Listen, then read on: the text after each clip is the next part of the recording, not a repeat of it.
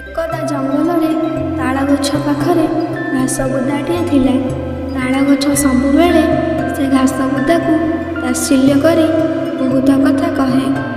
ହେ ଘାସ ବୁଦା, ତୁମେ ତ ସବୁବେଳେ ଭୂମିରେ ଲାଖି ରହିଛ, ହେଲେ ମୋତେ ଦେଖ, ମୁଁ କେତେ ଉଚ୍ଚ ଏବଂ ଦୃଢ଼।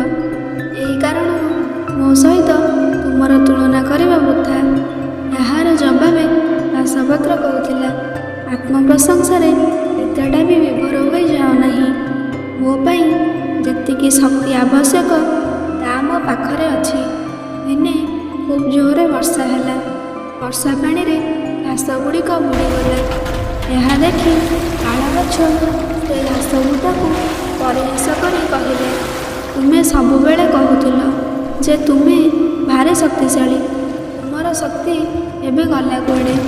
ଏବଂ ଏହା କହି ଘାସର ଅବସ୍ଥା ଦେଖି ସେ ହସିଲା। କିଛି ଦିନ ବିତିଗଲା। ଘାସପତ୍ର ପୁଣି କଅଁଳିଲା।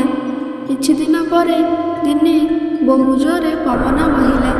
ତାପରେ ବିଜୁଳି ଘଡ଼ଘଡ଼ି ସହିତ ମୂଷଳଧାରାରେ ବର୍ଷା ମଧ୍ୟ ହେଲା।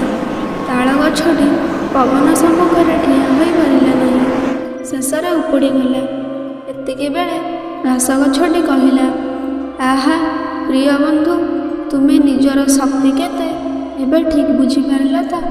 ତୁମେ ଦଲକାଳ ପବନର ମାଡ଼ ସମ୍ଭାଳି ନପାରି ଉପୁଡ଼ିଗଲ, କିନ୍ତୁ ମୁଁ ବର୍ଷାରେ ବୁଡ଼ି ରହିଲେ ମଧ୍ୟ ପୁଣି ଥରେ ଖୁବ୍ ଶୀଘ୍ର କଅଁଳି ଉଠିଲି। ଏଥିରୁ ଶିକ୍ଷା କର, ଯଦି କେହି ବ୍ୟକ୍ତି ଅନ୍ୟ କାହାକୁ କମ୍ ଶକ୍ତିଶାଳୀ ଅବସ୍ଥାରେ ଦେଖନ୍ତି, ତେବେ ସେ ତାଙ୍କର ଉନ୍ନତି ପାଇଁ ଉତ୍ସାହ ଓ ସହାୟତା ପ୍ରଦାନ କରିବା ଉଚିତ। ତାଙ୍କର ଅବସ୍ଥା ଦେଖି ପରିହାସ କରିବା ଅନୁଚିତ। ତାଳ ଗଛ ଏ କଥା ଶୁଣି ସମ୍ମତ ହେଲା। ତାପରେ ସେ କହିଲା, ହଁ, ତାହା ହିଁ ସତ୍ୟ। ଦୟାକରି ମୋତେ କ୍ଷମା କରିଦିଅ। ଏହା କହି ସେ ତାଳ ଗଛ ତାର ଶେଷ ନିଶ୍ୱାସ ତ୍ୟାଗ କଲା।